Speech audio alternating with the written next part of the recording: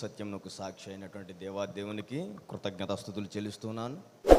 అలాగే స్థానిక సేవకులు రజయ్య గారికి, అలాగే విశ్వాసులు, సంఘ విశ్వాసులైన మీ అందరూ కూడా నా హృదయపూర్వకమైన వందనాలు తెలియజేస్తున్నాను. హెబ్రీయులకు రాసినటువంటి పత్రిక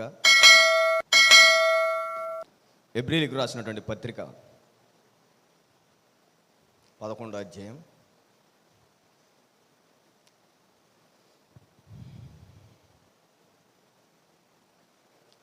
తీసారందరూ. హెబ్రీయులకు రాసినటువంటి పత్రిక 11వ అధ్యాయం 31వ వచనం స్పష్టంగా, విశ్వాసమును బట్టి రాహాబును వేశ్య వేగుల వారిని సమాధానముగా చేర్చుకునినందున అవిధేయులతో పాటు నశింపకపోయెను. చదవబడినటువంటి వాక్యం చాలా సుపరిచితమని నేను అనుకుంటున్నాను. ఎందుకంటే క్రిస్మస్ సందర్భంలో ఆ మత్తయి సువార్త మొదటి అధ్యాయం మీరు చదివితే చాలా స్పష్టంగా పరిచయమైనటువంటి వంశవాళ్ళలో ఈవిడ కూడా ఒక వ్యక్తిగా కనపడుతుంది. చాలా సుపరిచితం ఈవిడికి. ఏంటంటే మన యెహోషువ అధ్యాయం ధ్యానం చేసేటప్పుడు కూడా ఈమె మనకు అలా పరిచయం అవుతూ ఉంటుంది. అయితే ఈవిడ కూర్చున్నటువంటి ఒక ప్రత్యేకమైనటువంటి లేఖనం మనం ధ్యానం చేసేటప్పుడు ఈవిడే విశ్వాస కోణంలో, అంటే గడిచినటువంటి కొన్ని నెలల వారాల క్రిందట మనం చూసాం. ఎవరి గురించి? గిద్యోను గురించి. జ్ఞాపకం ఉందా? మనకు సూత్రం జ్ఞాపకం ఉన్నా లేకపోయినా జ్ఞాపకం ఉన్నట్టు ట్రై చేయండి. గిద్యోను గురించి చూసాం. తర్వాత రెండోది ఇప్పుడు ఎవరంటే ఆ కోణంలో రాహాబు. ఆవిడికి ఫెయిత్ ఉందంట. ఎటువంటి ఫెయిత్ అంటే యహ సంబంధమైన వాటితో కూడినటువంటి, క్రియలతో కూడినటువంటి విశ్వాస జీవితం, క్రియలతో కూడినటువంటి ఆత్మీయ జీవితం, క్రియలతో కూడినటువంటి అనుదిన శైలి ఈవిడ ప్రారంభించింది. అయితే ఈవిడికి ఒక వీక్నెస్ ఉంది. ఏంటా వీక్నెస్? వీడి మీద ఒక బ్రాండ్ ఉంది, ముద్ర. ఏంటది? వేశ్య అనేటువంటి ముద్ర.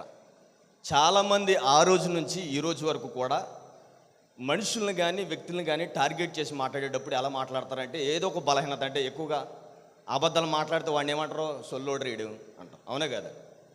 అంటే ఎక్కువగా అబద్ధాలు మాట్లాడినా వాడు వ్యక్తిగత విషయాన్ని టార్గెట్ చేసే మాట్లాడతారు. అలాగే ఆనాడు సమాజంలో కూడా వేశ్యలు ఎవరైతే, అంటే వాళ్ళ వృత్తి ధర్మాన్ని చేసుకుంటారనుకుంటారో అది, కానీ కాదు, వృత్తి ధర్మం కాదు అది. ఒక సేవకుడు, బడా సేవకుడు మాట్లాడుతూ అన్నాడు, పాప ఆవిడ కూటికి అలమలిట్టిస్తూ ఆ పొట్టకూటి కోసం, కడుపును పుట్టినటువంటి పిల్లోని పెంచుకోవటం కోసం ఏదో చేయరని పాపం చేసిన తప్పేముందన్నాడు. ఇలాంటి మాట వచ్చాడు సేవకుడు. అంటే వ్యభిచారం చేసే వాళ్ళకి ఎలాంటి ప్రతిఫలం దక్కుతుందో ప్రకటన గ్రంథంలో ఉంటుంది మనకి. అవునా కదా? వాళ్ళ పరలోకం వెళ్తారని ఉందా?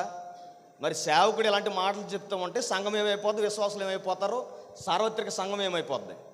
కానీ వేశ్యులే కాదు, దొంగలే కాదు, విగ్రహార్థికులు కాదు, వీళ్ళెవరో కూడా పరలోక రాజ్యం వెళ్ళేటువంటి చాయిస్ లేనే లేదు. అయితే ఇక్కడ మనకి ఒక పెద్ద ప్రశ్న ఏంటంటే, ఇక్కడ కనిపించేటువంటి వేశ్య, ఈవిడ కూడా వేశ్యే కదా, వ్యభిచారం చేసేటువంటి స్త్రీయే ఈవిడి. కానీ యేసుక్రీస్తుకి, అంటే ఈవిడ తనాంతరం, తరాల తర్వాత తరాంతరం, ఆమెలో నుంచి పరిచయం అయినటువంటి వ్యక్తి అంటే ప్రభు అయిన యేసుక్రీస్తు ప్రభులు వారు. అవునా కదా? మీకు మత్తయి సువార్త చదివితే అర్థమవుతుంది మొదట అధ్యాయం. అయితే ఈవిడ ఒక బలమైన కోణం మనకి మాదిరి ప్రతినిధిగా కనపడుతుంది. ఎలాగో చూద్దాం. మరొకసారి చదువుతాను, చూడండి. విశ్వాసమును బట్టి రాహాబను వేశ్య వేగులు వారిని సమాధానముగా చేర్చుకునినందున అవిధేయులతో పాటు నశించకపోయాను. అవిధేయులు ఎవరు అక్కడ? ఈ కాంటెస్ట్ని బట్టి మనకు కనపడేటువంటి వ్యక్తులు ఎవరు అక్కడ ఆ సందర్భంలో? ఐగుప్తీ జనాంగం వాళ్ళలో పాటు. అలాగే అంటే అవిధేయులు అంటే ఏర్పరచబడిన వారు, దేవుని యందు నమ్మిక ఉంచకపోతే వాళ్ళు అవిధేయులు అవుతారు. అన్యులైన వారు కూడా ఈ దేవుని ఆరాధించకపోతే వాళ్ళు కూడా అవిధేయులు అవుతారు. మీరు చూడండి, ఇశ్రాయేలుని ఎలాంటి మొట్టికాయలు అయితే దేవుడు ఐగుప్తు ఆ ఎడారి ప్రాంతంలో వేశాడో, అన్యులు కూడా అదే శిక్ష వేశాడు. కానీ చాలామంది అనుకుంటారు ఈ దేవుడు తెల్లవాళ్ళ దేవుడు, ఈ దేవుడు ఎడారి మతస్థుడికి దేవుడు, ఈ దేవుడు ఇశ్రాయేలుకి, యోధా జనాంగానికి దేవుడు అని అంటారు. మరి నాలాంటి వాడి పరిస్థితి ఏంటి? నల్లగొన్నవాడి పరిస్థితి? అవునా కదా? అంటే తెల్లగొన్నవాడికి ఈ దేవుడు అయితే మళ్ళంటి పరిస్థితి ఏంటి? ఒక సాదా సీదాగా రంగు ఉండేటువంటి వాళ్ళ పరిస్థితి ఏంటి? మనకైతే కొద్దిగా పర్లేదు, చామన్సాయిగానే ఉంటాం. క్రూసు దేశస్తులని ఉంటారు. ఇర్మియా ఆ పత్రికలు ఉంటుంది, ఇర్మియా అధ్యాయంలో. క్రూసు దేశస్తులంటే వాళ్ళు ఇంకా పళ్ళే కనపడతాయి, ఇంకా పళ్ళు కొళ్ళే కనపడతాయి, రెండు ఏం కనపడదు ఇంకా. అంటే అంత బ్లాక్గా ఉంటారు, డార్క్గా ఉంటారు అనమాట. ఎందుకంటే వాళ్ళకి కాసేటువంటి ఎండలు అంత తీవ్రతగా ఉంటాయి కనుక. మరి అలాంటి వాడి పరిస్థితి ఏంటంటే, అలాంటి వాడికి దేవుడు అక్కర్లేదా? ఈ దేవుడు చాలా రాంగ్ డిసిషన్ ఇది, చాలా రాంగ్ నడవడిక, అది చాలా తప్పు. అంటే ఏదో ఒక తప్పు మోపాల క్రైస్తవం మీద అనేటువంటి ఒక థీరీయే తప్ప. కానీ అసలు మీకు మనం ఈ దేవుడు పరిచయం అంటే నోవాహు జలప్రలయం తర్వాత జనాలు నశించిపోయిన తర్వాత ఈ దేవుడు ఎవరికి పరిచయం అయ్యాడు? నోవాహు చనిపోయిన తర్వాత, లేదంటే నోవాహు కుటుంబ తనాంతరం, షేము, హాము, యాపెతు ఉన్నారు కదా, వాళ్ళ ముగ్గురు కొడుకులు. వాళ్ళ తర్వాత పరిచయం అయినటువంటి వ్యక్తి, మొట్టమొదటి వ్యక్తి ఎవరికి పరిచయం అయ్యాడు? అక్కడ అబ్రహాముకు పరిచయం అయ్యాడు. గట్టిగా చెప్పరా? అబ్రహాముకి మొట్టమొదటిగా పరిచయం అయింది అక్కడనా? అతనికే పరిచయం అయ్యాడు. ఎందుకంటే నేను నిన్ను ఏర్పరచుకుని అనేక మందికి జనంగా తండ్రిగా చేస్తానని వాగ్దానం ఇచ్చాడు. మీకు చెప్పాలంటే ఎందుకు చెప్తున్నానంటే ఆ మాట, అబ్రహాము ఎవరు అంతకు ముందర చూడండి. యెహోషువ 24:2 ఒకసారి చదవండి. యెహోషువ 24:2.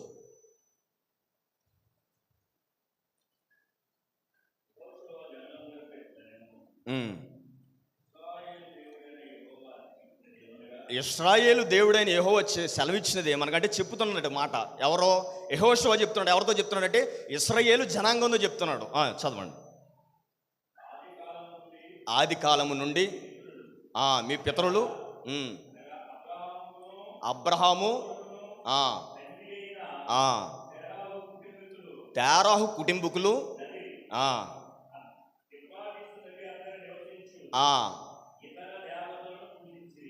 వాళ్ళు ఏం చేశారంట అంతకు ముందర? ఇతర దేవతలను. అర్థమవుతుంది నా మాటలో? సూత్రం అర్థమైనా అర్థమవకపోయినా ఒక అరగంట అర్థమైనట్టు చూడండి. అబ్రహాం అంతకు ముందర అంటే నాహోరు వాళ్ళు ఏం చేసేవారంట?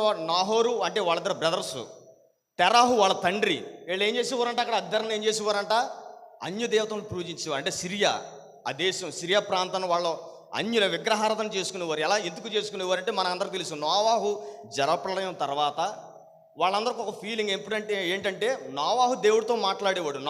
నోవాహు దేవుడితో అనుసంధానం చేసుకునేవాడు. ఎల్లప్పుడు మాట్లాడి ఆయన ఏదైతే చెప్తాడో అది చేసేవాడు. నువ్వు పడవ కట్టంటే ఏం చేశాడు అతను? వర్షం రావట్లేదంటే ప్రభు అని అడగలేదు మనకులాగా. ఎడారి ప్రాంతంలో వారు నీళ్ళు అయ్యి ప్రభు, ఎక్కడి నుంచి వస్తాయి ప్రభు, ఎందుకు వచ్చిన మాటలు ప్రభు అనలేదు మనకులాగా. ఏం చేశాడు?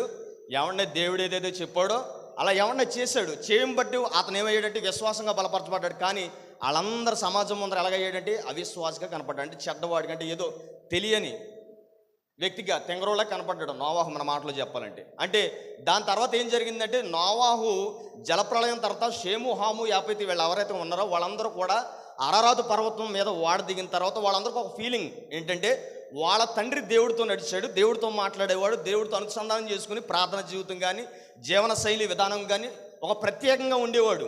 మరి నోవాహు చనిపోయిన తర్వాత కూడా వీళ్ళకి ఒక ఫీలింగ్ ఏంటంటే నిజదేవుడు ఉంటాడు, ఆయన మాట్లాడుతాడు, ఆయన ఆరాధించాలి, ఆయన కనపడేటువంటి వ్యక్తి అని ఒక ఫీలింగ్. అక్కడ బాబేలు గోపురం దగ్గరికి వచ్చేటప్పుడు కూడా వీళ్ళు బాబేలు గోపురం కట్టడానికి ఒక ప్రాముఖ్యమైనటువంటి విధానం ఏంటంటే దేవుడు అక్కడి నుంచి మాతో మాట్లాడతాడు. అలాగా ఈ తూర్పు ప్రాంతం నుంచి మాతో మాట్లాడతాడు. వీళ్ళు ఏంటంటే ఇలా ఎత్తుగా శిఖరాన్ని కట్టి ఆ యొక్క వెలుతురుచో అంటే సూర్యరశ్మితోటి వచ్చేటువంటి రశ్మి ద్వారా దాంట్లోంచి, అంటే పైన గుమ్మాలు ఉంటాయి కదా, మీరు పెద్ద పెద్ద గోపురాలు చూసారా ఎక్కడైనా? ఆ గోపురాల్లో తలుపులు పెడతా ఉంటారు అలా పైన. ఎందుకు పెడతారంటే దేవుడు అలా వచ్చేసి కింద నుంచి మాతో కిందకు వచ్చి మాతో మాట్లాడుతున్న ఒక భావం వాళ్ళలో ఉండిపోయింది. ఎందుకంటే ఆ జలప్రళయం తర్వాత దేవుడు మరల వీళ్ళతో మాట్లాడడం మానేశాడు. ఎందుకంటే వీళ్ళ జీవన శైలి విధానం ఎలా ఉందంటే ఆ బాబేలు గోపురం దగ్గర మీకు అర్థమవుద్ది. వీళ్ళు ఎత్తుగా పర్వతాన్ని గట్టి ఏం తెచ్చుకుందాం అనుకున్నారంట? వీళ్ళు పేరు ప్రఖ్యాతలు తెచ్చుకుందాం అనుకున్నారంట. అది కాబట్టి దేవుడు ఏమనుకున్నాడంటే వీళ్ళని నన్ను వెతకటం మానేసి రకరకాలమైనటువంటి సిద్ధాంతాలు భేదాలు కల్పించుకున్నారు కనుక వీళ్ళతో నేను మాట్లాడినని తనలో తాను నొప్పించుకున్నాడు మనసుని. ఎందుకంటే తెలుసు మన క్రియలు మన ప్రవర్తన ఎప్పుడు కూడా తగ్గించుకునేదిగా ఉండాలి. ఈ ఫేత్ విశ్వాసమును బట్టి ఈ రాహాబ్ అనేటువంటి విషయం ఏంటంటే వేగుల వారిని చేర్చుకోవడమే కాకు దాని జీవన శైలి విధానం కూడా ఎలా ఉందో తెలుసా? దేవుణ్ణి ప్రతిబింబించే వ్యక్తిగా కనపడుతుంది రాహాబ్ అనేటువంటి విషయం. మీకు అర్థమవుతుందా? అంటే అక్కడ లేనటువంటి గుణలక్షణాలు అంటే షేము, హాము, యాపెతు తర్వాత వాళ్ళ కుటుంబ శైలి జీవన విధానాన్ని బట్టి నొచ్చుకున్న దేవుడు మరలా ఎవరిని ప్రత్యేకపరిచాడంటే అబ్రహాముని ప్రత్యేకపరిచాడు. అబ్రహాముని ఎందుకు ప్రత్యేకపరచాలంటే అబ్రహాము తగ్గించుకునే వ్యక్తిగా కనపడ్డాడు. మీరు చూడండి, ఈ రోజున మీరే ఉన్నారు సంఘంలో. ఈరోజు ప్రార్థన అయిన తర్వాత మీ మూటముళ్ళు విడిచిపెట్టేసి మీ ఇల్లు వాకిళ్ళు వదిలేసి నన్ను వెంబడించండి మీరు ఏమంటారు చెప్పండి ఒకసారి. వచ్చేస్తారా? ఏమన్నా ఫోన్ చేస్తారా? అక్కడికే హైదరాబాద్ మెంటల్ హాస్పిటల్కి ఫోన్ చేస్తారు. ఏడు ఇలాగ అంటున్నాడు, దేవుడు వస్తున్నాడు కానీ ఇలాగా అంటే ఎన్ని క్వశ్చన్స్ వచ్చేస్తాయి అక్కడ. అంటే వీడు తీసుకెళ్ళే విధానం కట్టవేనా, వాళ్ళు ఈడు ఎక్కడికి వెళ్తాడు, మళ్ళీ అక్కడ తీసుకెళ్తాడు, ఈడికే సరైన తింగర వంగర వాకల ఇల్లు ఉంది, మళ్ళీ అక్కడ తీసుకెళ్తాడు. ఎన్ని ఒక భావాలు వచ్చేస్తాయి మీలో, కొన్ని రకరకాలమైన ఆలోచనలు వచ్చేస్తాయి. వచ్చేసి ఏమంటారంటే మీరు రా, నీ దారి నీది అంటారనరా? చెప్పండి, ఓపెన్గా చెప్పండి. అంటారు, ఎందుకంటే రారో. ఏంటంటే మన విశ్వాసం అలాంటిది. కానీ ఇక్కడ అబ్రహాం ఏమన్నాడు తెలుసా? నువ్వు వచ్చి నన్ను వెంబడించి నీ కుటుంబ శైలిని అంతా, నీ జీవన విధానం అంతా విడిచిపెట్టి నువ్వు వచ్చి నన్ను ఏం చేస్తావు తెలుసా? నేను నీకు చూపించబోయే దేశమునకు నువ్వు వెళ్ళిపో అంటే ఏమయ్యాడు? లోబడ్డాడు. గనక ఈ రోజున ఏమయ్యాడంటే విశ్వాసులకు ఆయన ఏమైపోయాడు తెలుసా? తండ్రి అయిపోయాడు. యెహోషువలో హెస్కేల్ ఉంటుంది అనుకుంటా, నా స్నేహితుడు, మై ఫ్రెండ్ అంటాడు దేవుడు. యెషయాలో యెహెజ్కేల్లో కానీ ఉంటుంది, మై ఫ్రెండ్, నా స్నేహితుడు అంటాడు. అంటే అంత ఓపెన్గా మారిపోయింది వాళ్ళ మయ్యన్న ఉన్నటువంటి కమిట్మెంట్ అంతలా ఉందన్నమాట. మీకు అది అర్థమవుతే, ఎందుకు చెప్పానంటే మీకు ఆ పరిచయ పలుకులు మీకు అర్థం అవ్వకపోతే కనుక ఈవిడ జీవిత విధానం మీకు అర్థం అవ్వదు. గనకనే మనం చూసేటువంటి ప్రత్యేక కోణం ఏంటంటే ఫెయిత్, విశ్వాస జీవితం. ఈవిడ ఏం చేసిందంట? విశ్వాసమును బట్టి వాళ్ళతో అంటే అవిధేయులైనటువంటి జనాంగంతో నశించిపోకుండా ప్రత్యేకపరచబడ్డదంట. ఈవిడ ప్రత్యేకం ఎలా పరచబడ్డదో చూద్దాం. యెహోషువ 2వ అధ్యాయం చూడండి ఒకసారి.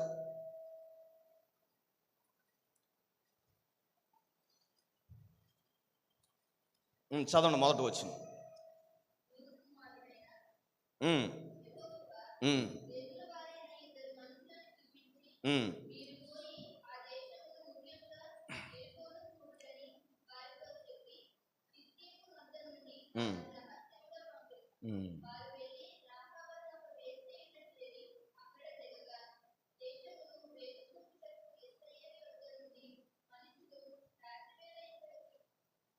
చాలండి, మొదట వచ్చినమే 2వ అధ్యాయం మొదట వచ్చిన వాటికే. అక్కడ ఎవరో చివరి లైన్లో 2 లైన్స్ చదవండి మరలా. చివరి 2 లైన్స్ చదవండి మరలా. షిత్తీము నద్ద నుండి వారు వెళ్ళి రాహాబను ఒక వేశ్యంట చేరి అక్కడ దిగారంట. ఎవరు దిగారో తెలియదు. వేగులు వారు అంటే వాళ్ళ పేర్లు తెలియదండి నా ఉద్దేశం. అంటే వాళ్ళు ఎవరో తెలియదు, వేగులు వారు కట్టే, కానీ వాళ్ళ పేర్లేమో ఇక్కడ తెలియదు. ఎవరు వెళ్ళారు? మొత్తం మీద 2 వెళ్ళారు. 2 వెళ్ళినప్పుడు ఈవిడ ఏం చేసిందంట? వాళ్ళు చేర్చుకుంది, వారి కుటుంబంలో చేర్చుకుంది. అప్పుడు వరకు ఈవిడ జీవన విధానం ఎలాగుంది, ఈవిడ యొక్క జీవన వ్యక్తిత్వం ఎలాగుంది, జీవన శైలి ఎలాగుంది చెప్పండి. అంటే వేశ్య వృత్తులు చేసేటువంటి విధానం, అంటే సంసారాన్ని పోషించుకోవడానికి అనాలో, లేకపోతే తన కోరికలు తీర్చుకోవడానికి అనాలో, లేదంటే సమాజానికి ఏదో తనకి లాభం కల్పించుకునేదిగా కనపడిందో ఏటో తెలియదు ఆ వృత్తి. ఈరోజు చూడండి, చాలామంది కూడా చెప్తూ ఉంటే వాళ్ళకి కొన్ని సూత్రాలు ఉంటాయి, నీతి సూత్రాలు. కష్టపడలేకపోతున్నాం బాబా, ఏం చేయమంటావు అంటారు. అమ్మ నీకు తగదు, నువ్వు ఇలా చేయకంటే ఏమంటారు చెప్పండి. మేము కష్టపడే విధానం లేదు, సొసైటీలో మాకంటూ నైతికత లేదు, మాకంటూ ఒక బెనిఫిట్స్ ఉద్యోగాలు లేవు, అథారిటీ లేదు, మాకంటూ ఒక పేరు లేదు కనుక మమ్మల్ని చేరదీసేవారు, ఆదరించేవారు లేరు కనుకనే మాకు ఈ గతి పట్టింది అంటారు. కానీ కాదు, చాలా తప్పేది. ఏ వంక లేనాడు ఏమట్టుకున్నాడు చెప్పండి? దొంకటికి నేర్చాడు అంట. వీళ్ళకు కూడా అదే తీరువా. వీళ్ళకి ఏంటంటే ఏదో వాళ్ళ కుటుంబంలో ఏదో ఒక అడ్డు పెట్టుకుని వాళ్ళ కుటుంబం పిల్లల మీద గెంటుతారు, తల్లిదండ్రుల మీద గెంటుతారు, లేకపోతే వెనకలోళ్ళ మీద గెంటుతారు. మా చుట్టాల పట్టాల మమ్మల్ని ఒక చూపు కూడా చూడట్లేదని అంటారు. మళ్ళీ ఆ చుట్టాలు చూడకపోతే మనకి నడదా రోజు. చూడండి, ఆ ఫుట్పాత్ మీద నడిచే వాళ్ళందరూ కూడా వాళ్ళకి ఎవరు ఉన్నారో బ్యాక్గ్రౌండ్ ఏమైనా ఉందా? ఏ లేదు, వాళ్ళకి వెళ్తుంది రోజు, మనకి వెళ్తుంది రోజు. కానీ వీళ్ళ తప్పు చేయడానికి, వీళ్ళ కోరికను తీర్చుకోవడానికి, వీళ్ళ అనుదిన జీవిత శైలిలో వాళ్ళకంటూ కొన్ని ఆలోచనలు ఉంటాయి, మెంటాలిటీ ఉంటుంది. ఆ మెంటాలిటీని బట్టి అలా వెళ్ళిపోతూ ఉంటారు. కానీ ఆ జీవిత విధానం ఎప్పుడు కూడా సొసైటీలో మంచి పేరు కానీ మంచి విలువ కానీ ఉండదు. ఈవిడ కూడా అదే కొన్ని అలా జరిగినాయి సందర్భాలు. జరిగినప్పుడు ఈవిడ ఎక్కడ ఏర్పరచుకుందో తెలుసా? దీనికి ఊరు ఎరుకోకు దూరంగా, అంటే కొండ శిఖరంలో ఒక నివాసాన్ని ఏర్పరచుకుంది ఈవిడి. ఎందుకంటే ఆ రోజు మనమంటే ఈ రోజున మానవ హక్కుల సంఘాలు వచ్చిన తర్వాత కానీ, స్వతంత్రత ఏర్పడిన తర్వాత కానీ ఏం చేశారంటే వాళ్ళని అంటూ కుష్ఠరోగులను కానీ అంగవైకల్యంగా ఉన్నటువంటి వారిని కానీ ఎవరిని కూడా ఊరుకు దూరంగా పెట్టడం కానీ ఇలాంటివన్నీ ఏం చేయకుండా మనుషుల్లో కలుపుకుంటూ చేశారు. స్వతంత్రత వచ్చిన తర్వాత అంటే అంతకుముందు చాలా ఘోరంగా ఉండేది. కుష్ఠరోగులను కానీ ఆ విధవరాండ్రలను కానీ ఈ రోజు కూడా చూడండి, విధవరాలు ఎదురొస్తే మనం ఎదురెళ్తామా? మీరు వెళ్ళరేమో, నేను వెళ్తాను. చాలామంది క్రైస్తవులు ఇలాంటి వాళ్ళు తగులడ్డారు. చెప్పాలి ఈ మాటలు, ఎందుకంటే భర్త చనిపోయినటువంటి స్త్రీ ఆవిడ ఎదురొస్తూ ఉంటే శుభం జరగదంట. నేను అంటాను, ఆవిడ ఎదురొచ్చినప్పుడు కట్టగా నేను వెళ్తాను, ఆవిడ ఆగిపోద్ది. అలాగా చాలామంది ఉంటారండి. ఇలాంటి మాటలు చెప్పేవాళ్ళు ఎవరంటే సంఘ పెద్దలు. అలాగెలా కుదురుతుంది? అయ్యయ్యే ఈ అంటారు మళ్ళీ. అయ్యయ్యేటి ఇయ్యేటి క్రైస్తవుడికి అలా చెప్పింది ఆ వాక్యం. విధవరాలు పక్షంగా ఎవరు ఉంటాడంట అంటే ఆ దేవుడు ఆవిడ పక్షాన్ని ఉంటే నువ్వేం చేస్తున్నావు? ఆవిడ్ని నువ్వు తృణీకరించున్నావు అంటే ఆవిడని తృణీకరించున్నావు అంటే ఎవరిని తృణీకరించున్నావు నువ్వు? దేవుడినే తృణీకరించున్నావు. నీకు అర్థం అవ్వాలి ఈ విషయాలు. నేను అంటాను, ఆవిడ ఏమైనా తెల్లసీర కట్టుకుని ఎదురవుతూ ఉంటుంది. ఎదురవుతూ ఉంటే అమ్మ ఎందుకు ఆగిపోయావు రా అంట. అబ్బాయి బాబా నువ్వు వెళ్ళు, నీకు లేవేమో మాకు ఉన్నాయి అంటది ఆవిడే. నీకు లేవేమో నాకు ఉన్నాయి నువ్వు రా అంటాను నేను. ఆవిడ వస్తేగా నేను వెళ్ళంటాను, ఆవిడ వస్తేనే వెళ్తాను నేను. ఆవిడ వచ్చిన తర్వాత నాకు ఎన్నో ఆశీర్వాదాలు జరగవచ్చు, జరగకపోవచ్చు, నథింగ్. అది దాంట్లో ఏమీ లేదు. కానీ మనుషులు కల్పించుకున్నటువంటి విధానం, మనుషులు చూసేటువంటి విధానం, శైలి ఎలా ఉందంటే విధవరాల్ని చిన్న చూపు అనమాట. అంటే భర్త లేనటువంటి వితంతువుల్ని, అంటే మరి ఎలాంటి వైఖరి పురుషులు కూడా ఉండాలి కదా. మీకు అర్థమైందా? భార్య లేని భర్త వచ్చినప్పుడు ఆయన కూడా వెలివేసి చూడాలి కదా, నీచంగా చూడాలి కదా. అంటే స్త్రీలంటే అంత చిన్న చూపు చూడండి. స్త్రీలంటే అంత చిన్న చూపు, అంటే భర్త లేనటువంటి తల్లి అంటే ఎంత చిన్న చూపో. ఈవిడు కూడా అలాంటివి జరిగినాయి, కొన్ని వ్యతిరేకతలు జరిగినాయి సొసైటీలో. కానీ దేవుడు అలాంటి వాళ్ళని ఏం చేశాడు? వేరుపరచలే. దేవుడు అలాంటి వాళ్ళని చిన్న చూపు చూడలే. మరి అలాంటి వాళ్ళని ఏం చేశాడు తెలుసా? తన వంశవాళ్ళు ఒక ప్రత్యేకమైనటువంటి వ్యక్తిగా నిలబెట్టాడు ఈ విషయాన్ని.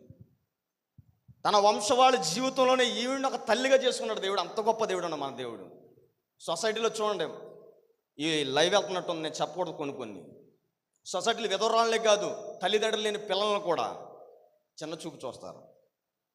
అలాంటి చాలా రాంగ్ డిసిషన్ అండి అది. సొసైటీలో దేవుని వాక్యం తెలియనటువంటి వారికి ఉంటే ఉండొచ్చు గాక, కానీ దేవుని వాక్యం తెలిసినటువంటి మనం అలా ఉండకూడదు. ఆ వైఖరి అలా ఉండకూడదు. అలా మన సన్నిధుల్లో, దేవుని సన్నిధుల్లో ఎలా బ్రతుకుతున్నామో మన సొసైటీలో కూడా అదే సమానత్వం భావించాలి. ఇక్కడ చూడండి ఎంత సమానత్వం ఉంటుందో, ఎంత అన్యోన్యత ఉంటుందో, ఎంత తగ్గింపు ఉంటుందో, ఎంత లోబడే తత్వం ఉంటుందో చూడండి. దేవుని వాక్యాలుగా అలా సంఘంలో అలాగ వెళ్తూ ఉంటే ఎంత డీసెంట్గా వింటాం మనం, ఎంత క్రమానుగతంగా పాటిస్తూ ఉంటాం. ఇలాంటివన్నీ ఎక్కడ దొరుకుతాయి తెలుసా? ఈ సంఘంలోనే దొరుకుతాయి, దేవుని దగ్గరే దొరుకుతాయి.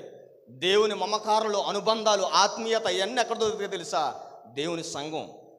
కనుక మీరు దేవుని సంఘానికి వచ్చేటప్పుడు, దేవుని వాక్యాన్ని వినేటప్పుడు, దేవుణ్ణి ప్రతిబింబించేటప్పుడు కానీ ఇక్కడ ఎలా బ్రతుకుతున్నారో బయట కూడా అలాగే ఉండాలి. కానీ ఈవిడి జీవితంలో దేవుడు జోక్యం చేసుకుంటూ ఉన్నప్పుడు వీడికి ఒక ప్రత్యేకమైన కోణాలు వీళ్ళు ఏర్పడ్డాయి. ఎవరిలో? రాహాబులో. మనకు కూడా దేవుడు ఆరంభంలో ఒక విధంగా కనపడితే, ఆరంభమైన తర్వాత దేవుడు మన విషయంలో జోక్యం చేసుకుని మనల్ని నడిపిస్తున్న తర్వాత మనం ఏమో తెలుసా? మనం రూపాంతరం చెందుతూ ఉండాలి, పరిపక్వత చెందుతూ ఉండాలి. ఈ పరిపక్వత మనలో లేకపోతే కనుక లోకంలో ఉన్నటువంటి మనుషులకు మనకు కూడా ఏమీ తేడా లేదు. ఎందుకంటే నువ్వు దేవుని దగ్గరకు వచ్చి నువ్వు చేసేది ఏది, సొసైటీలో ఉండి వాళ్ళు చేసేది ఏది? మానవత ఆ సంఘం ఉంటుంది. వాళ్ళు కూడా చాలా సోషల్ సర్వీస్ చేస్తారు, కానీ మాదిరిని ఎవరు? వాళ్ళు మాదిరి అంటే రోల్ మోడల్ ఇవ్వలేరు. వాళ్ళ కష్టపడి కష్టం నుంచి ఎంతో కొంత వెలిచి వాళ్ళు ఏం చేస్తారు? ఆ సంఘాన్ని వాళ్ళు అభివృద్ధి చేస్తారు. అలాగా అంటే వాళ్ళకి వచ్చే డొనేషన్లను బట్టి దాన్ని అభివృద్ధి చేస్తారు. అలాగే చాలా ట్రస్టులు ఉన్నాయి, మదర్ తెరీసా ట్రస్ట్ కానీ ఇలాంటి ట్రస్టులు ఉన్న వాళ్ళు, వృద్ధాశ్రమాలు కానీ చాలా ఉన్నాయి, అంగవైకల్యం కుష్ఠరోగులతో కానీ ఇలాంటి సంఘాలు ఉన్నాయి. కానీ వాళ్ళు సోషల్ సర్వీస్ చేస్తారు, కానీ వాళ్ళు రోల్ మోడల్ ఇవ్వలేరు. వాళ్ళు ఎలా జీవించాలో, ఎలా బ్రతకాలో, ఎలా నడవాలో వాళ్ళు ప్రతిబింబించలేరు. కానీ ఇక్కడ దేవుని వాక్యం, దేవుని సంఘంలోకి వచ్చేటువంటి మనం ఆ రూపాంతరం రావాలి. ఆ రూపాంతరం రాకపోతే దేవుడు ఇష్టపడ్డాం, ఎవరు ఇష్టపడరు. దేవుడే ఇష్టపడకపోతే ఇంకెవరు ఇష్టపడకపోతే ఏంటి? కానీ ఈవిడలో దేవుడు జోక్యం చేసుకునే విధానం, ఈవిడ నమ్మి విశ్వసించిన విధానం చాలా ప్రత్యేకంగా ఉంటుందండి. ఈవిడ కోణం చాలా ఆశ్చర్యంగా ఉంటుంది. ఎందుకంటే మనుషులేమో వెలివేసి ఊరి చివర దూరంగా పెట్టారు. ఓ కొండ మీద ఏమిటి ప్రత్యేకమైన శిఖరం మీద ఒక ఇల్లు కట్టుకుంది, గూడు కట్టుకుంది. వీడు సొసైటీలో వచ్చి వెళ్ళి బంధుత్వాన్ని కలుపుకొని రాకపోకలు జరిపి ఒక ప్రత్యేకమైన విధానం ఏమీ లేదు. కానీ దేవుడు ఈ విషయంలో జోక్యం చేసుకునే విధానం చాలా ప్రత్యేకంగా ఉంది, చాలా అర్థవంతంగా ఉంది. చూడండి కిందకి వెళ్ళే కొరికి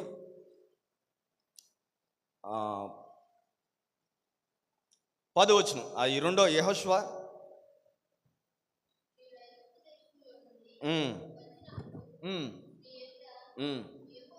యెహోవా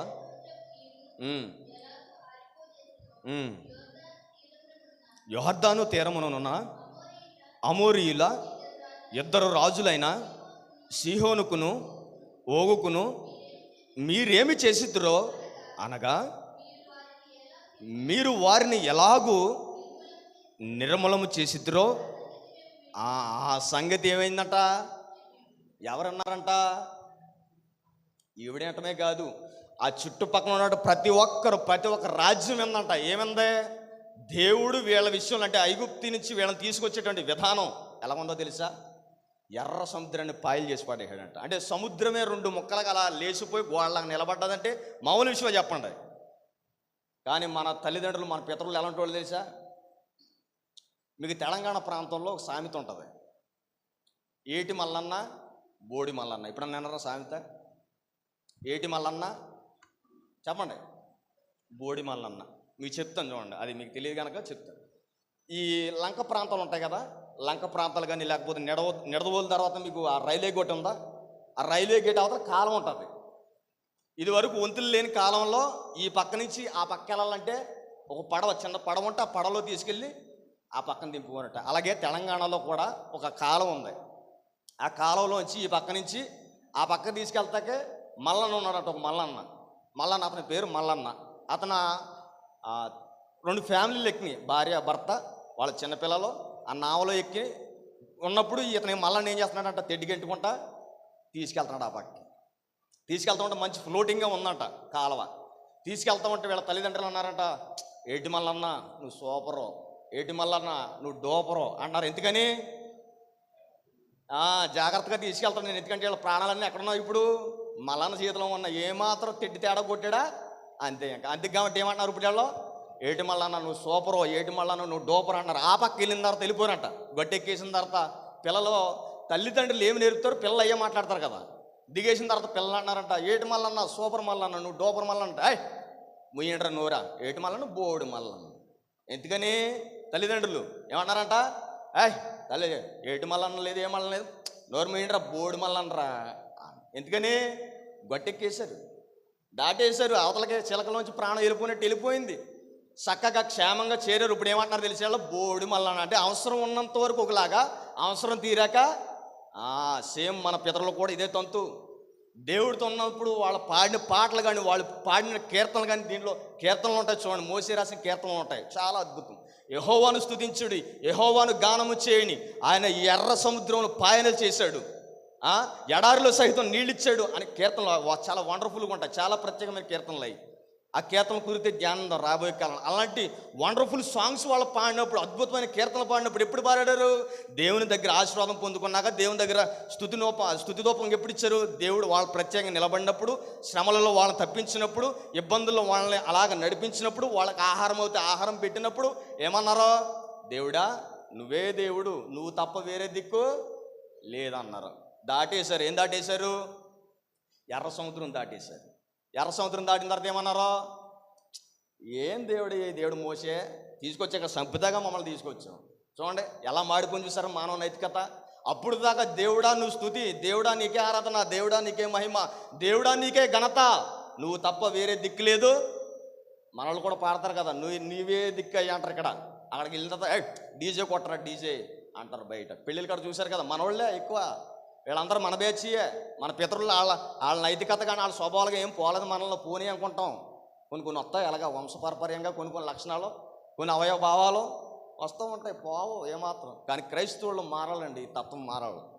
కానీ ఇశ్రాయేలు జనాంగంలో మారిందో లేదో మనకు తెలియదు. కానీ ఇశ్రాయేలు అలాగొచ్చిన ఐగుప్తు ప్రాంతం నుంచి వచ్చినటువంటి ఆ కార్యక్రమాన్ని తలపోసుకున్నారో లేదో మనకు తెలియదు. కానీ దేవుడు వారి మధ్యన చేసిన అద్భుత కార్యాలు కానీ, ఆశ్చర్య కార్యాలు కానీ వాళ్ళు ఎంతవరకు జ్ఞాపకం పెట్టుకున్నారో పెట్టుకోలేదో తెలియదు. కానీ అన్యశ్రీ అయినటువంటి ఈ రాహాబు అనేటువంటి వేశ్య మాట్లాడుతుంది.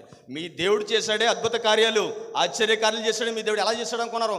మామూలు విషయాలు కాదండి, అయ్యే మామూలు విషయాలు కాదండి. వాళ్ళతో డిస్కస్ చేస్తుంది. వేగుల వారు ఎవరైతే వెళ్ళారో వాళ్ళని ఇంటికి చేర్చుకున్న తర్వాత మీరు ఎక్కడి నుంచి వచ్చారని అడిగింది. మేము పలానా దిక్కు నుంచి వచ్చామమ్మ అంటే ఎందుకు వచ్చారయ్యా అని అడిగింది. ఎందుకు వస్తాం ఏముంది, ఇగో దేవుడు ఈ యొక్క ఊరినంతటిని నాశనం చేయబోతున్నాడు, ఈ మీ దేశాన్ని జయించమన్నాడు, యుద్ధం చేయమన్నాడు. కనుక మీ దేశంలో ఉన్నటువంటి స్త్రీయే కానీ పురుషుడే కానీ పిల్లలే కానీ ఎవ్వరు కూడా బ్రతికి బట్ట కట్టడానికి వీల్లేదని చెప్పాడు దేవుడు అన్నారు. నిజమేనయ్యా, అది వాస్తవమే. ఇది మీరు నిశ్చయంగా చేయగలరు, ఎందుకంటే దేవుడు మీకు ఇస్తాడు. ఎందుకంటే మీ దేవుడు అంత ఉన్నతమైన వాడని నమ్మింది ఈమె. మీకు అర్థమవుతుందా? సూత్రం మర్చిపోకుండా ఈవిడ విశ్వసించింది.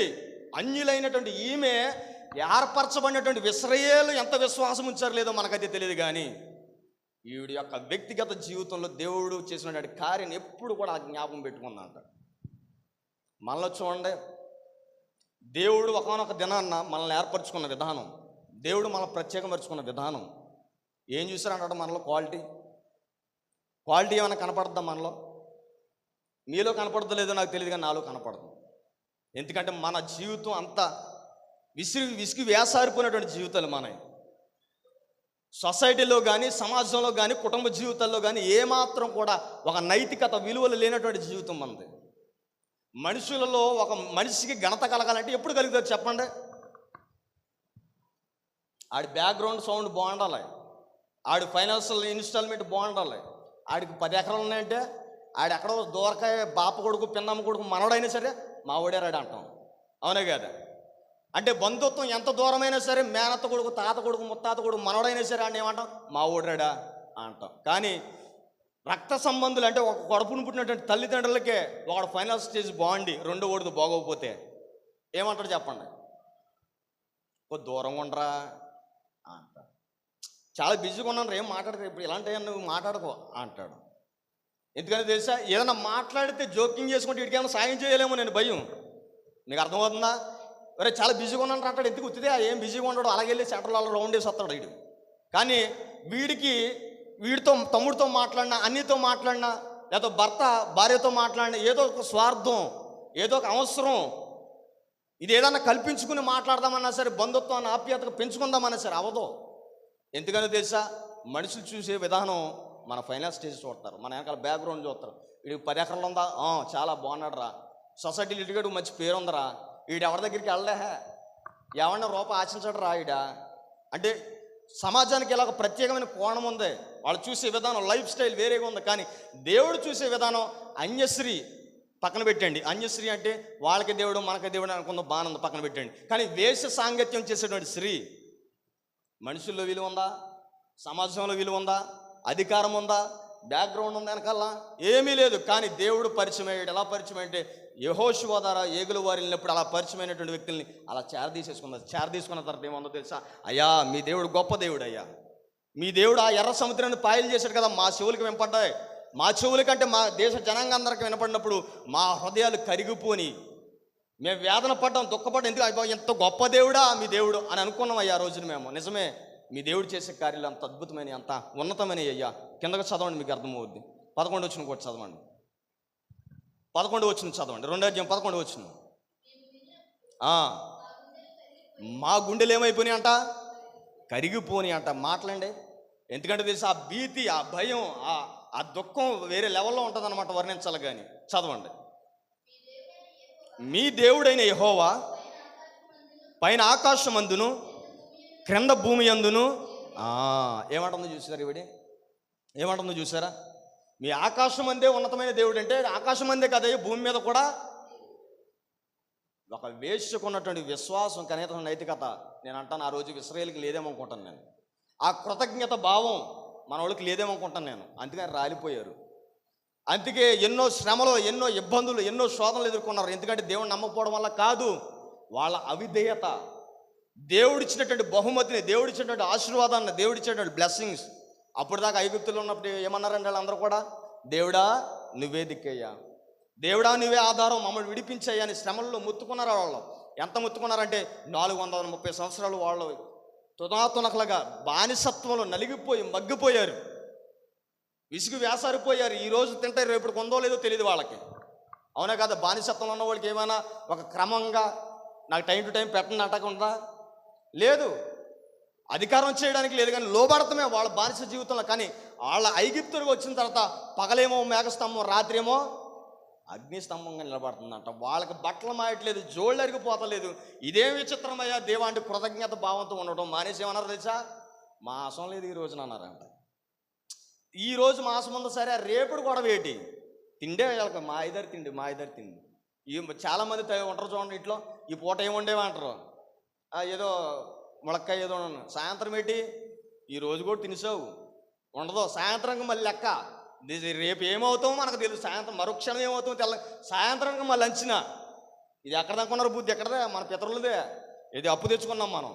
ఏమంటున్నారు తెలిసి వీళ్ళందరూ దేవుడిచ్చేటువంటి ఆశీర్వాదాన్ని, దేవుడిచ్చేటువంటి నైతికతను వీళ్ళ కృతజ్ఞత భావంతో, దేవా ఎంత ఆస్వాదించావయ్యా, ఆనాడు ఐగుప్తు ప్రాంతంలో మాకు తిండి తిప్పలు లేకుండా ఉన్నాయా, ఈ రోజు నువ్వు చేసేటువంటి ఆశీర్వాదం ఎంత ఎలా ఉందో తెలిసి, ఎంత అద్భుతమైన ఆశీర్వాదం మా జీవితంలో మేము ఎప్పుడు చూడలేదయ్యా, కని విని ఎరగనటువంటి ఆశీర్వాదం మాకు ఇచ్చావయ్యా అని స్థుతించడం మానేసి ఏమయ్యారు అంటే వీళ్ళు ఎదురు మొదలు పెట్టారు. మోషే నువ్వేనా సేవకుడు, మేము కాదా అని మోషే మీద అడ్డం తిరిగారు. ఆహారం ఏమో నువ్వు దూర చేయి మా కొరకు, మేము ఆరాధించుకోవడానికి మాకు దేవుడు లేడు, మాకు దైవత్వం లేదు, ఎలాగా అని ఇలా వంకరేసాలన్నీ వేశారు. దేవుడు ముట్టాడు. కానీ అన్యశ్రీ అయినటువంటి ఈమె రాహాబు ఎలాగుందో తెలుసా? చాలా కృతజ్ఞత భావం ఉంది. కృతజ్ఞత భావం కాదు, భయపడుతుంది, లోబడుతుంది దేవునికి. భయపడుతుంది, లోబడుతుంది. కనుక వీళ్ళు ఎరుకో ప్రాంతానికి వీళ్ళు వచ్చారంటే ఈ రోజేమో ఏం చేస్తారో తెలుసా? వాళ్ళ గొడవ పక్కన పెట్టి వాళ్ళు వచ్చినటువంటి వేగులు వారు ఎవరైతే ఉన్నారో వాళ్ళందరూ పక్క పెట్టి నీ ఎంతు చూస్తామంటారు. అవునా కదా? ఎందుకంటే మన ఇంట్లో ఉండి మన ఉప్పే తింటూ మనకే ద్రోహం చేత ఊరుకుంటాం మనం. మా ఇంటి కూడా తిని మా ఇంట్లో అసలు లెక్కెట్టరు నువ్వు అంటాం మనం. అలాంటిది ఈ యొక్క ఎరుకో ప్రాంతంలో ఉన్నటువంటి ఈమె ఎక్కడ జీవనం సాగిస్తూ ఉంటే, ఎక్కడ లైఫ్ స్టైల్లో బ్రతుకుతూ ఉంటూ, ఎక్కడ రాజు కింద ఈవిడ ఊడిగం చేస్తూ ఉంటే, ఎక్కడ రాజ్య పరిపాలనకు ఉంటున్నటువంటి ఈమె ఎక్కడో వచ్చినటువంటి ఇశ్రాయేలుకి సహాయం చేస్తుందంటే స్థానికంగా ఉన్న రాజు ఊరుకుంటాడా? ఊరుకోకపోతే ఏం చేస్తాడో తెలిసి నడ్డి వెరగొడతాడు ఈవిడిది. కానీ ఆ భయం ఉందండి ఈవిడికి.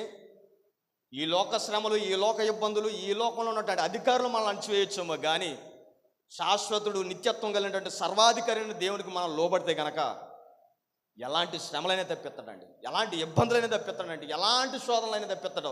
అదే ఈ రాహాబు అనేటువంటి వేషంలో మనం చూస్తాం. ఏంటో తెలుసా? ఆ అధికారి కానీ ఆ రాజులు కానీ ఏమీ చేయలేకపోయారు. ఈవిడ కనీసం వచ్చి ఆ గృహం టచ్ చేయడానికి సరిపోలేదు. అడిగారు అంతే. అడిగినప్పుడు ఆవిడ ఏమందో తెలుసా? చిన్న అబద్ధం ఆడేసింది. అబద్ధం ఆడేసి అయ్యా వాళ్ళు ఇక్కడ రాలేదనం. అందుకే అంటే అబద్ధం ఆడినందుకు ఈవిడికి నచ్చిందా? దేవుడికి నచ్చలేదు. ఎందుకంటే సామెతలు 6:16 ఉంటుంది, అబద్ధం ఆడటానికి వీల్లేదని చెప్పింది దేవుని వాక్యం. నీ మాట అవునంటే అవునన్నాలే, కాదంటే కాదనాలి. మీ అవసరాలను బట్టి మీ యొక్క దేవుని మహిమపరచడానికి కానీ, దేవుని గణపరచడానికి కానీ, దేవుని ఆరాధించడానికి కానీ మీరు ఏదో వంకలు పెట్టి, సాకులు పెట్టి మీరు దేవుని కృతజ్ఞతగా మేము జీవిద్దామంటే అవదో. దాన్ని ఒప్పుకోడు దేవుడు. ఏమంటాడు తెలుసా? మీరు చేసి తప్పని గణ్యత. కానీ ఈవిడ ఏం చేసిందో తెలుసా? అలాంటి సమయంలో తన ప్రాణాన్ని సహితం లెక్క చేయకుండా, తన ప్రాణాన్ని సహితం ఏమాత్రం నైతిక గొప్పగా భావించుకోకుండా ఏమైందో తెలుసా? ఘనమైన దేవుడు, నిజమైన దేవుడు, భూమి మీద మీ యొక్క దేవుడే నిజమైన దేవుడు అని చెప్తే ఏమన్నా చెప్పండి. మీ ఎదుట ఎటు మనుషులకైనాను ధైర్యం ఎంత మాత్రం ఉండదని చెప్తుంది ఆమె. 13వ వచనం చూడండి ఒకసారి. 13వ వచనం. నా తండ్రియు, నా తల్లియు, నా అన్నదమ్ములు, నా అక్కచెండ్రులను, వారు కలిగిన ఉన్నవారందరూ చావకుండా బ్రతకనిచ్చి రక్షించినట్లుగా దయచేసి యెహోవా తోడని ప్రమాణం. ఆ వేగిల వారితో ఏం చెప్పిందంటే ఈమె, అయ్యా మీరు వస్తారు, నిజంగానే జయిస్తారు, జయిస్తారు. ఎందుకంటే మీ దేవుడు గొప్ప దేవుడు కనుక. అలా జయించినప్పుడు మీరు ఏం చేస్తారో తెలుసా? మా కుటుంబాన్ని జ్ఞాపకం చేసుకోండి, మా బంధుప్రీతి, మా జనాంగం ఉన్నారయ్యా, వాడు మమ్మల్ని జ్ఞాపకం చేసుకోండి అయ్యా, వారందరిని మీరు చంపకుండా విడిచిపెట్టండి అయ్యా అని ఒప్పందం చేసుకుంది. ఒప్పందం చేసుకుని ఎవరి మీద ప్రమాణం చేసింది? ఈవిడే ఎవరి మీద ప్రమాణం చేసింది? యెహోవా మీద. అది చూసారు కదా కింద, యెహోవా తోడని ప్రమాణం చేసిందంటే ఆ యెహోవాకి ఈవిడికి సంబంధం ఏంటి చూసారా? అంటే దేవుడు ఈవిడ అన్య సంబంధమైన స్త్రీయే, కానీ ఈవిడికి అంతా ఎక్కడుందో తెలిసి ఈవిడ భావమంతా ఈవిడ దేవుడు మీద, నిజదేవుడి మీద ఈవిడ ఆధారపడింది. అందుకు కాబట్టి అంది యెహోవా తోడని ప్రమాణం చేసిందంటే. అంటే ఒట్టేయొచ్చా వేయకూడదా? ఒట్టేయొచ్చా వేయకూడదా? వేయొచ్చు, ఒట్టేయచ్చు. కానీ చేసేది నిబ్బరం కలిగి న్యాయం కలిగి ఉన్నప్పుడే వేయాలి. దాన్ని తప్పేలాగా ఉంటే నువ్వు ఒట్టేయకూడదు. నువ్వు క్రమంగా చేసేటప్పుడే ఒట్టేయాలి, దాని మీద నిలబడగలిగితే. లేకపోతే ఒట్టేయడానికి వీల్లేదు. ఈవిడ ప్రమాణం చేయించుకున్నప్పుడు ఆ వేగుల వారు ఈవిడికి న్యాయం చేశాడా, చేయలేదా? 18వ వచనం చూడండి. నీవు మమ్మను దించిన ఈ కిటికీకి ఎర్ర దారము కట్టి నీ తండ్రిని, నీ తల్లిని, నీ అన్నదమ్ములను, నీ తండ్రి ఇంటి వారిని నీ ఎంట చేర్చుకోమని. వాళ్ళు ఎక్కడెక్కడ ఉన్నారంటే ఇతర ప్రాంతంలో ఉన్నారు. ఇతర ప్రాంతంలో ఉన్నప్పుడు వాళ్ళు ఏమన్నారంటే, మేము వస్తాం మాట కట్టే, మేము వచ్చినప్పుడు నువ్వు ఏం చేస్తావు తెలుసా, నీ తల్లిదండ్రులు ఎవరైతే ఉన్నారో, నీ బంధు ప్రీతి, నువ్వు ఎవరినైతే రక్షించగలనుకుంటున్నావు వారందరూ ఏం చేస్తావు తెలుసా, నీ ఇంటికి తీసుకొచ్చి పెట్టేసుకోవాలి.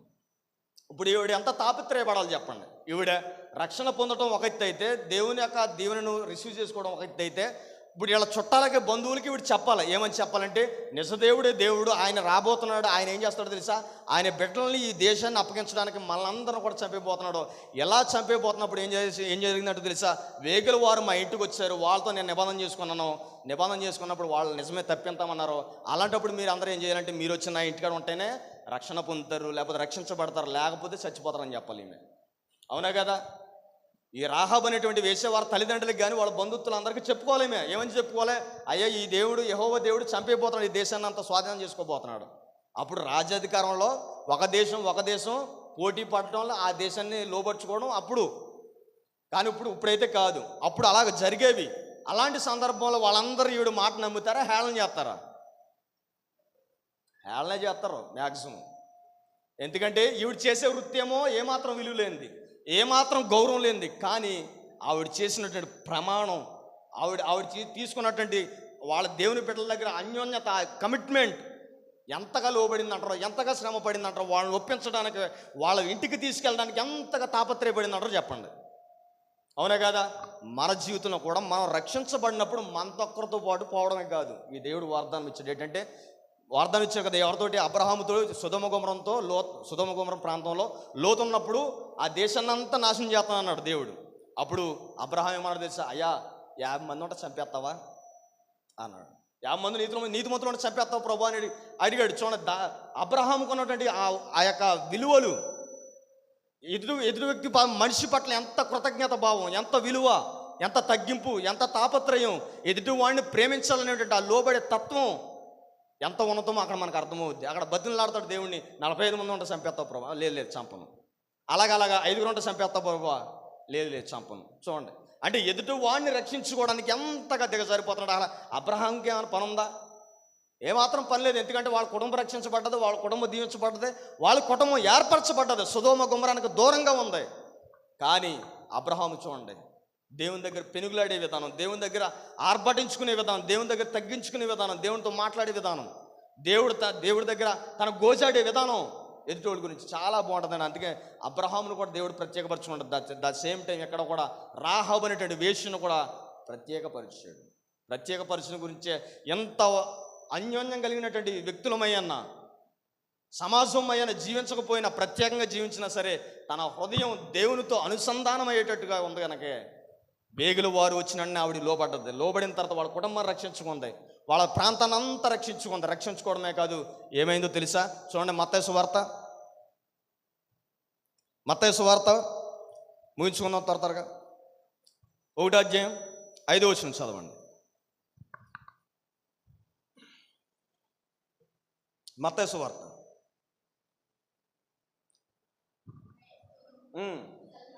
షల్మాను రాహాబునందు బోయజును ఎవరిని కన్నారంటే ఈమె రూతు భర్త పేరు బోయజు. తెలుసా తెలీదా? బోయజు ఎవరిని కన్నాడో? యెషయా ఎవరు? దావీదు తండ్రి. ఐడియా ఉందా? దావీదు వంశం వాళ్ళ నుంచే ప్రభు అనేటువంటి యేసుక్రీస్తు ప్రభులు వారు వచ్చారు. అవునా కదా? ఇప్పుడు దావీదుకి తండ్రి ఎవరు? యెషయాకి తండ్రి ఎవరు? బోయాజుకు తండ్రి ఎవరు? షల్మాను. అర్థం అవ్వకపోయినా చూడండి. అలాగా ఇప్పుడు రాహాబు అనేటువంటి వేశ్య సల్మాను భార్యాభర్తలుగా మారిపోరు. ఎక్కడ మారిపోరంటే వాళ్ళకు వాగ్దాన ఫలం ఇచ్చినటువంటి కానానికి వచ్చిన తర్వాత వీళ్ళ ఇద్దరు కూడా ఎలాగ ఏర్పరచబడరా? భార్య భర్తలు. చూడండి, ఒకనొక దినంలో ఈవిడి వృత్తి ఏంటి? వేశ్య వృత్తి. ఈవిడ జీవన శైలి విధానం ఎక్కడుంది? కొండ ప్రాంతాన్ని దూరంగా శిఖరాన్ని కట్టుకుని ఉంది. కానీ ఇక్కడ ఎలా వచ్చిందో తెలుసా? నూతన నిబంధన కాలంలోకి వచ్చేసరికి దేవుని గూర్చినటువంటి వంశవాళ్ళు ఏదైతే ఉందో ఆ వంశవాళ్ళు ఈవిడికంటూ ఒక ప్రత్యేకమైన స్థానం ఉంది. అక్కడ పరిచయం చేసేటప్పుడు ఎలా పరిచయం చేయాలి? ఏమని? వేశ్య అయినటువంటి రాహాబు అని పరిచయం చేయాలని. కానీ అక్కడేముంది? చదవండి ఒకసారి మరలా. సల్మాను కన్యను రాహాబునందు. మరలా చదవండి. అది నయస్సోను సల్మాను కన్యను సల్మాను రాహాబు అనేటువంటి వేశ్య ద్వారా బోయాజును కనినందా? రాహాబు అనే ఉంది అక్కడ. చూసా. కానీ పాత నిబంధనల కాలం చూడండి, యెహోషువ 2:1 చూడండి ఒకసారి త్వరగా. యెహోషువ 2:1 ఆ కింద లైన్లో ఉంటుంది. రాహాబు అనేటువంటి వేశ్య. అలాగే 6:17 చూడండి ఒకసారి. 6:17 కింద లైన్లో ఉంటుంది చూడండి, 3వ లైన్లో. రాహాబు అనేటువంటి వేశ్య మీరు బాగా జ్ఞాపకం పెట్టుకోవాలి. అలాగే 6:22 చూడండి. 6:22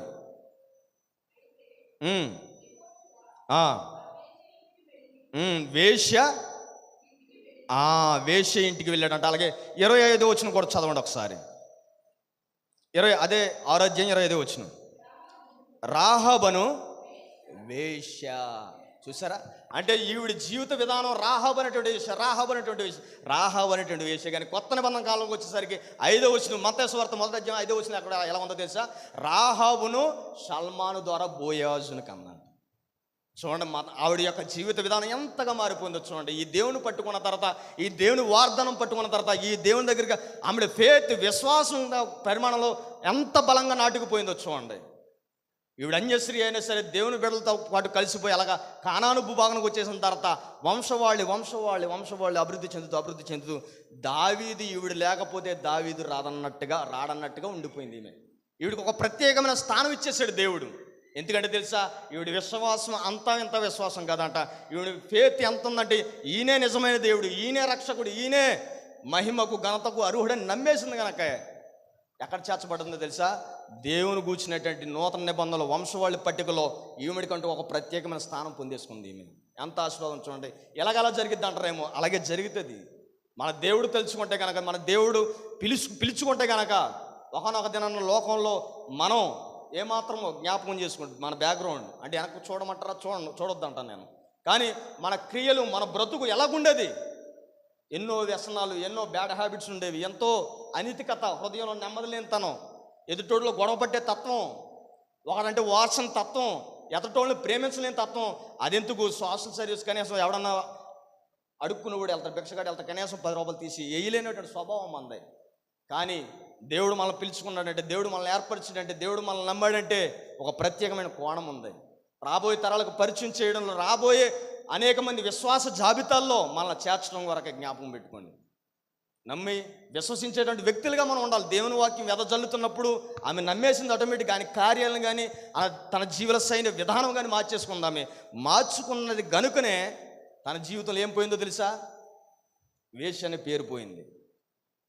తన జీవితంలో అందరూ చూసే విధానం పోయింది. మార్చేసుకుంది తన జీవితాన్ని. అందరూ చూసే విధానం వేరు, దేవుడు చూసే విధానం వేరు. తన గుణలక్షణాలు మారిపోయింది, తన ప్రవర్తన మారిపోయింది, తన బిహేవియర్ మారిపోయింది. ఈ మాట నేను అంటున్నాను ఏంటో తెలుసా? మొదటగా ఆమె ఏం చేసిందో తెలుసా? తండ్రి అయినటువంటి దేవుని నమ్మింది. రెండోదిగా ఎవరిని చేర్చుకుందో తెలుసా? వేగుల వారిని ఇద్దరిని చేర్చుకుంది. నేను అంటాను, ఆ వేగుల వారు ఎవరికో సాదృశ్యంగా ఉన్నారు తెలుసా? కుమారుడైనటువంటి క్రీస్తుకు, రెండోది పరిశుద్ధాత్మకు సాదృశ్యంగా ఉన్నారు. ఆ వ్యక్తుల అని నేను అన్నాను, వాళ్ళే అని నేను అన్నాను. కానీ మీరు చూడండి, అబ్రహాము ఆ సింధూర వృక్షం కింద ఉన్నప్పుడు 3 వ్యక్తులు వెళ్తారు అక్కడికి. వెళ్ళినప్పుడు వాళ్ళని చేర్చుకుని గొప్ప ఆతిథ్యం ఇస్తాడు. వాళ్ళు ఎవరో తెలుసా? తండ్రి, కుమార, పరిశుద్ధాత్మ దేవులుగా. దేవుడు అక్కడ మొట్టమొదటిగా అబ్రహాము దగ్గరికి వచ్చి ఆ త్రిత్వాన్ని పరిచయం చేసుకున్నాడు. కానీ ఇక్కడ కూడా త్రిత్వంలో మనకు పరిచయం అవుతున్నాడు. అంటే వాళ్ళు దేవుళ్ళ అని నేను అన్నాను, ఆయనే దేవుడు అని నేను అన్నాను. కానీ ఆ వేగుల వారు ఎవరికై సాదృశ్యంగా ఉన్నారంటే, ప్రతినిధులుగా ఉన్నారంటే కుమారుడికి పరిశుద్ధాత్మకి సాదృశ్యంగా ఉన్నారు. మొదట ఏం చేసిందో తెలుసా? తండ్రి అయినటువంటి దేవునికి లోబడింది, ఆయన ఆజ్ఞలకు ఆయన వాక్యానికి విలువిచ్చింది. రెండోది ఎవరిని చేర్చుకుందో తెలుసా? కుమారుడు అనేటువంటి క్రీస్తుగా ఉన్నటువంటి వ్యక్తిని ఆమె రిసీవ్ చేసుకుంది. మూడోది ఎవరిని చేర్చుకుందో తెలుసా? పరిశుద్ధాత్మని హక్కుని చేర్చుకుంది, తన ఇంట చేర్చుకుంది. తన అనుదిన జీవన శైలి విధానంలో వీళ్ళ ముగ్గురికి కూర్చున్నటువంటి క్రియాశీలకన్నే ఆపాదించుకుంది గనక తండ్రి కుమార పరిశుద్ధాత్మ అంటే తండ్రి అయినటువంటి వాక్యాన్ని, కుమారుడు అయినటువంటి రక్షణని, పరిశుద్ధాత్మ అంటే ఆత్మన్నే, ఈ మూడింటిని కూడా సమపోలుగా పట్టి అవపోలను పట్టింది, అవపోషణ బట్టి తన జీవన శైలి విధానంలో అవలంబించుకుంది గనకనే ఆవిడ ఎక్కడ చేర్చబడింది తెలుసా? విశ్వాస జాబితాలో చేర్చబడదు. మనం కూడా విశ్వాస జాబితాలో చేర్చబడాలంటే, ఫేత్ఫుల్గా జీవన శైలి విధానం నడిపించబడాలంటే, ఆ నిత్యత్వం అంటే పరమకాణానికి మనం చేర్చబడాలంటే కనుక మనకు ముగ్గురు అవసరమే. ఎవరో చెప్పండి? తండ్రి, కుమార, పరిశుద్ధాత్మ. ఈ తత్వాన్ని మనం మన జీవితాలు అవలంబించుకుని విశ్వాస సంబంధమైన జీవితం మనం జీవించినట్లయితే పరసంబంధమైన నిత్యత్వం మనదే. ఈ చిన్ని మాటలు దేవుడు మన ఇంట్లో దీవించి ఆశీర్వదించును గాక. ఆమేన్.